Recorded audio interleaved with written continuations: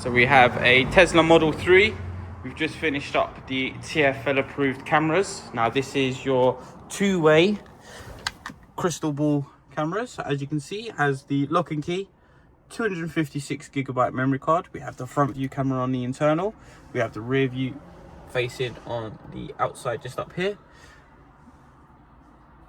You have the ability to do mobile downloads locally. Obviously, if you need an extended version or a specific time and date, you have the ability to contact through Crystal Ball, the company, and they can advise you and help you download the software relevant to the time and dates needed and provided for your incident.